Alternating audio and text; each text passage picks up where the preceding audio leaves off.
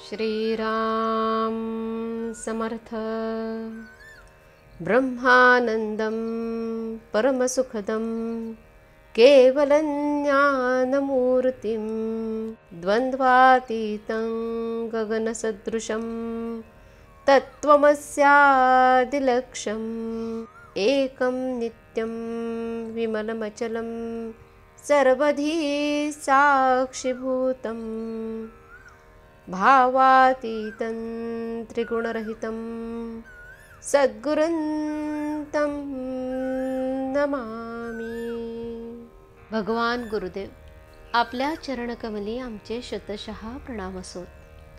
आम्हा संसारी लोकांच्या आत्मकल्याणासाठी अहोरात्र झटणे हेच आपले जीवनचरित्र होय।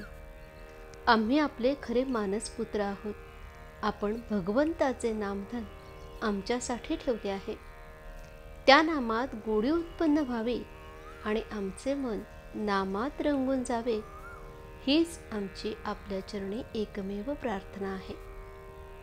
जय जय रघुवीर समर्थ। स्वतःला सुधारा की त्या मानाने जग सुधारेलच। आपणच काय ते सर्व करणारे अशी भावना आपण ठेवतो आणि पुढे दुःख वाट्याला आले म्हणजे वाईट वाटून घेतो। ज्याचे फळ आपल्या हाती नसते ते कर्म मी केले असे म्हणण्यात काय पुरुषार्थ आहे।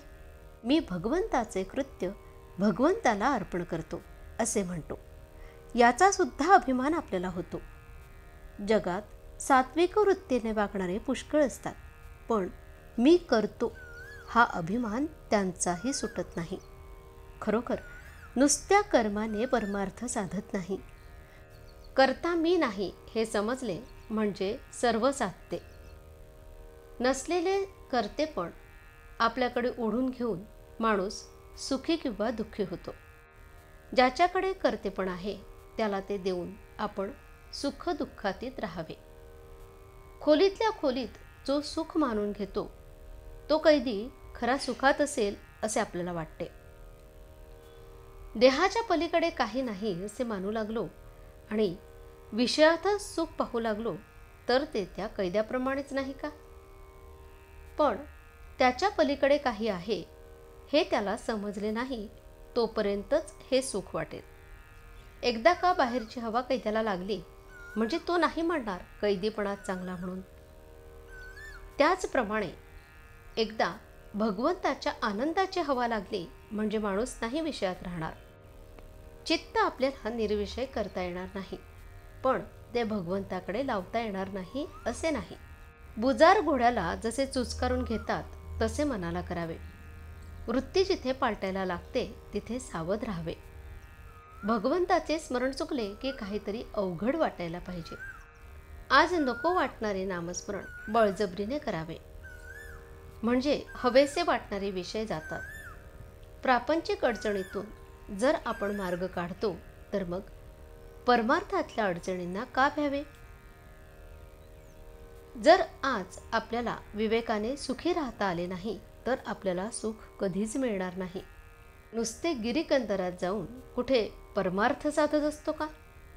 तसे असते तर तो माकडा नाही साधला असता। खालच्या प्राण्यांना आपले विकार आवरण्याचा विचार नसतो, पण मनुष्याला चांगले वाईट कळते। त्याला सारासार विचार करण्याची शक्ती आहे। ही त्याच्यावर भगवंताची कृपा आहे। जग सुधारण्याच्या नादी आपण लागू नये। त्या कामासाठी लोक जन्माला यावे लागतात। अगदी आपला मुलगा जरी झाला तरी त्याला योग्य ते सांगून पाहावे, पण मी त्याला सुधारीनच हा भ्रम नसावा। स्वतःला सुधारा की त्या मानाने जग सुधारेलच। आजचे बोधवचन। कर्तव्य म्हणून वकील जसा भांडतो त्याप्रमाणे कर्तव्य म्हणून प्रामाणिकपणाने आपण प्रपंच करावा।